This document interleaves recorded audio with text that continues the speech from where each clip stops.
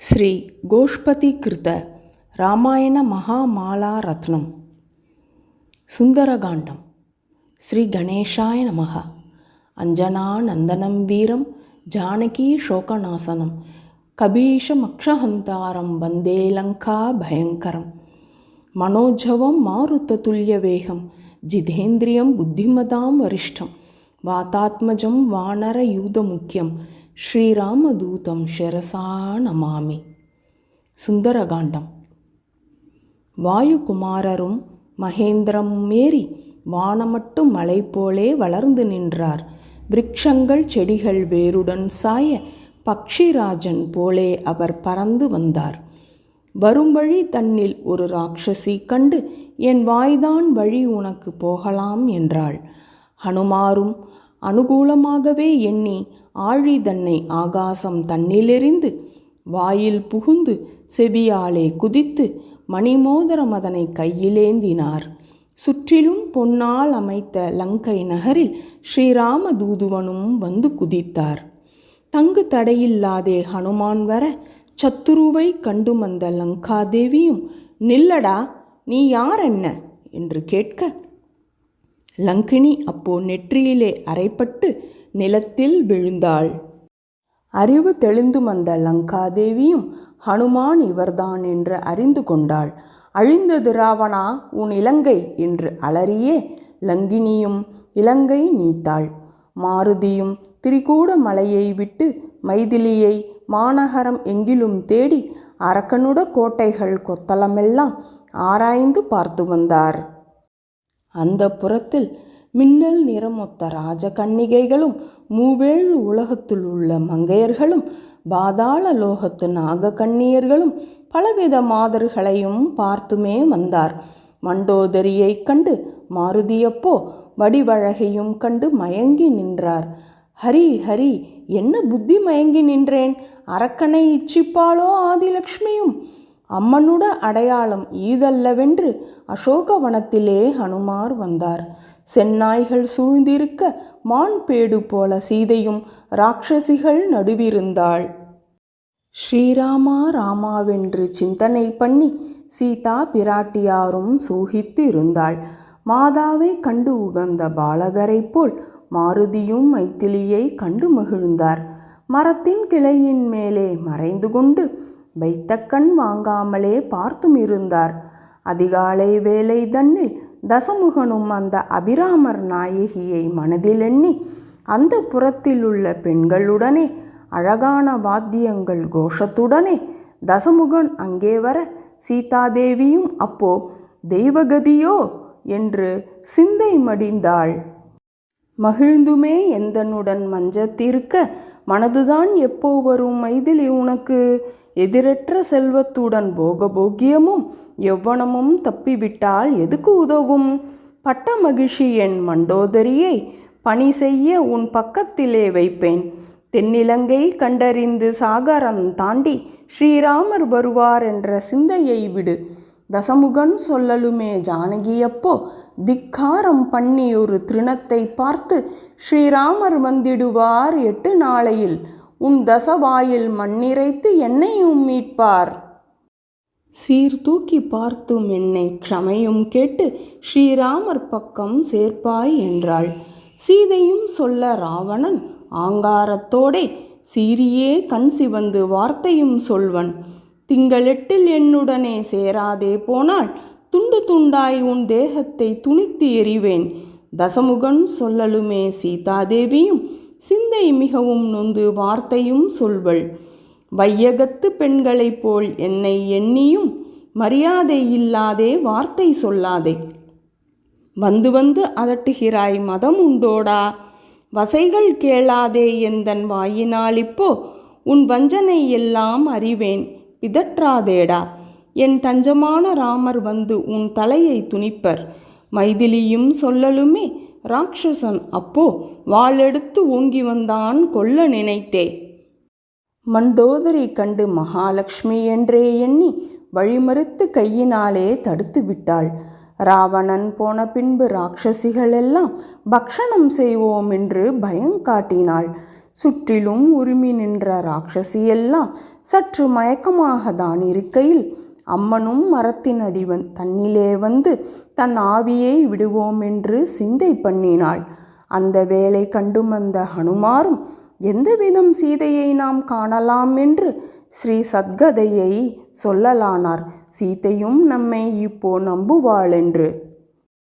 பூர்வத்தில் தசரதர் யாகம் செய்ததும் புத்திரர்கள் 4 பேர்கள் வந்துதித்ததும் தனுசொடித்து ஜானகியை மனம் செய்ததும் தாயார் கைகேயினால் வனம் வந்ததும் மாய்கையினால் ஒரு பொன்மான் வந்ததும் மான் பிடிக்க ஸ்ரீராமர் பிரிந்து போனதும் மைதிலியை ராவணன் கொண்டு போனதும் வைதேகி காதில் விழ மாருதி சொன்னார். அமிர்த வருஷம் போல் சரித்திரம் தன்னை அன்புடனே காதை வைத்து கேட்டுமிருந்தாள். காடெல்லாம் சீதையரை தேடி வந்ததும் கபந்தனை கொன்று பம்பை கரை வந்ததும் சுக்ரீவன் தோழமை தானடைந்ததும் சூரனான வாலியை துணித்தெறிந்ததும் சடுதியிலே வானரங்கள் தேடி வந்ததும் சாகரத்தை ஹனுமான் தாண்டி வந்ததும் மாருதியும் சொன்ன பின்பு கீழே இறங்கி அன்புடனே ஜானகியின் அடி பணிந்தார். பணிந்திட்ட ஹனுமாரை ஜானகி பார்த்து, பாவி ராவணா, உனக்கு பல ரூபமோ? வகை வகையாய் ரூபம் கொண்டு வந்து அதட்டுகிறாய். உன் வஞ்சனை எல்லாம் அறிவேன், போ போ என்றாள். சீதையரை பார்த்து ஹனுமான், சிந்தை ஏனம்மா? ஸ்ரீராமதூதன், நான் சந்தேகம் வேண்டாம். அடையாள மோதிரத்தை கையில் கொடுத்து அன்புடைய ஹனுமாரும் அடிபணிந்தார். ஆழிதன்னை கண்டவுடன் ஜானகி தேவி ஆனந்த சாகரம் தன்னில் அமிழ்ந்தாள். சிரசின் மேலே வைத்து சிந்தை மகிழ்ந்து திருமார்பில் ஆழிதன்னை சேர்த்து அணைத்தாள். வாரும் பிள்ளாய் ஹனுமாரே, மங்கள வாழ்வே, என் மன்னவரும் இளையோரும் சுகமோ என்றாள். ஸ்ரீராமரின் தூதுவனாய் வந்த உமக்கு செய்யும் பிரதி உபகாரம் ஒன்றையும் காணேன். அப்படியே நானும் ஒன்றும் அறியேன் அம்மா. உங்கள் அபயஹஸ்தம் வேண்டுமென்று வணங்கி நின்றார் ஹனுமான். மாருதி வணங்கி நிற்க ஜானகி அம்மன் வாழ்த்தி நின்றாள். சிரஞ்சீவியாயிரும் என்று சூடாமணி கொடுத்து சீதையரும் மனம் தேறி ஸ்ரீராமர் தன் வரவை பார்த்துமிருந்தாள். அடையாளம் வாங்கி அந்த ஹனுமாரும் ஆலோசித்து அசோக வனமழிக்க அங்கே குதித்தார். கபடமாய் கொண்டு வந்த கள்வனை காண்போமென்று கருதியே சோலை தன்னை அழிக்கலுற்றார். ஜானகி அருகிருக்கும் தங்க விருட்சங்கள் தவிர்த்து சகல செடி கொடிமரமும் முறிக்கலுற்றார். அசோக வனமழிய ராட்சதர்கள் கண்டவுடன் அலறியே தசமுகன் அண்டையில் சொன்னார், ஐயா, வானரம் ஒன்று வந்து மைதிலியை கண்டு பேசி வனங்கள் செடி மரங்கள் எல்லாம் அழித்து இல்லாத உதாசீனங்கள் எங்களையும் சொல்லி வைத்து எங்கே ஆனாலும் செல் என்று ஓட்டியே விட்டான். ராட்சசர்கள் சொல்லலுமே ராவணன் மனம் புழுங்கி ரோஷத்துடன் சேனைகளை அனுப்புமென்றான். வந்த சேனையெல்லாம் மாருதியப்போ மடியவே தான் அடித்தார் மரத்தினாலே. எதிர்த்து வந்த சேனைகள் எல்லாம் மடிய மதத்துடன் வினோதமாய் மகிழ்ந்து இருந்தார். சதுர்முகன் அஸ்திரத்தால் இந்திரஜித்தனும் கட்ட சத்தியத்தில் கட்டுப்பட்டார் சர்க்குணமூர்த்தி. ஜெயத்துடன் ஹனுமாரை கட்டி இழுத்து தசமுகன் அண்டையிலே கொண்டு போய்விட்டான். அரக்கனும் சிம்மாசனம் தன்னில் இருக்க அனுமான் நாம் கீழ் இருக்கலாகாதென்று வளைத்து வாளை சுருட்டி ஆசனமாக வாளரக்கனுக்கு மேலே வளர்ந்து நின்றார். உன்மத்தன் போலே இருக்க ராவணன் கண்டு உதடுகள் அடிக்கவே கண்கள் சிவக்க, அந்த புறம் தன்னிலே நீ எப்படி வந்தாய்? ஆரடா நீ, சொல்லாய் என்று ராவணன் கேட்க, ஆரென்று கேட்டாய் என்னை அரக்கா நீயும்? அமைதியுடன் கேட்டால் அறிய சொல்வேன். அபிராமர் நாயகியை திருடி வந்த உந்தன் அசோகவனம் அழிக்க, உன் ஆவி அழிக்க, உன் தசமண்டையும் துணிக்க சரம் தொடுக்கும் ஸ்ரீராமர் தூதன் நான், தெரிந்து கொள்ளடா.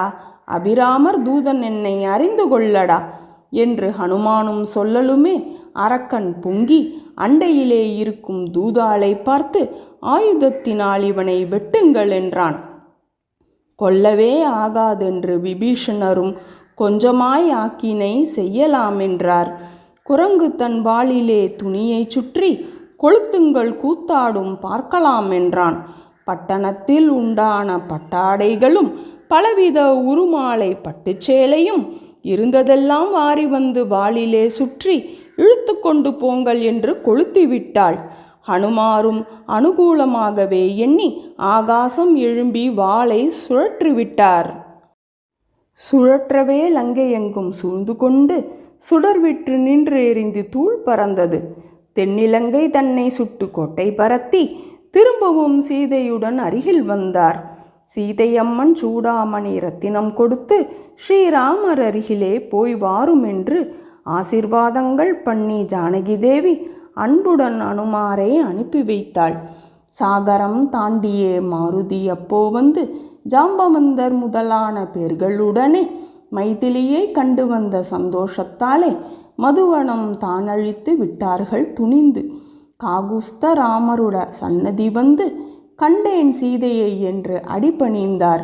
கல்யாண ராமர் மெத்த மனமகிழ்ந்து கனப்பிரியத்தோட அவரை கையால் அணைத்து என்ன நினைத்தாளோ ஜானகியாலும் எந்தவிதம் இருக்கிறாள் உறையும் என்றாள். அந்த ராவணன் அடிமை ராட்சசிகள் நடுவில் வேடர் வலையில் அகப்பட்ட மான் போல் இருக்காள். மாதம் ஒன்று பார்ப்பேன் அவர் வாராமற் போனால் மாய்த்து கொள்வேன் ஜீவனை நான் சத்தியம் என்றாள். ஹனுமான் உரைத்திட ஸ்ரீராமரும் கேட்டு ஆனந்தத்துடன் ஒரு உத்தரம் சொல்வார். தீராத மனக்கவலை தீர்த்த உமக்கு நான் செய்யும் பிரிய உபகாரம் ஒன்றும் காணேன். நான் உமக்கு ஒன்றுமே செய்ய வரியேன். எங்கள் நால்வருடன் 5ஆம் பேராய் இரும் என்றார். அனுமாரும் சூடாமணி தன்னை கொடுக்க அபிராமர் கண்டு மெத்த ஆனந்தம் கொண்டார். 70 வெள்ள சேனை வானராளுடன் இசைந்து வழி நடந்து மாகேந்திரம் சென்றார். பட்டாபிஷேகம். பூர்வமாக வாழ்ந்த மாளிகை தன்னை பொன்னால் அலங்கரித்து மாலையும் கட்டி ஸ்ரீராமருட அபிஷேக மண்டபம் தன்னை சிங்காரமாக ஜோடித்தார் ஸ்ரீ பரதரும். அழகான நவரத்ன மணிகள் இழைத்த மாலை அன்புடன் காணிக்கை வைத்தான் இந்திரன். அப்போ சகல ரிஷிகளுடன் தேவரும் சூழ அழகாசனம் இருந்தார் அபிராமரும். 4 சமுத்திரம் போய் தீர்த்தம் கொணர்ந்து நவரத்தின குடங்களில் அனுமார் வைத்தார். வசிஷ்ட முனிவர் கையால் அபிஷேகம் செய்து மைதிலிக்கும் ராமருக்கும் பட்டமும் கட்டி நீலமேக மேனிய ரகுராமர்க்கு பட்டம் நிரந்தரம் என்று சொல்லி சபையோர்கள் வாழ்த்தினார்.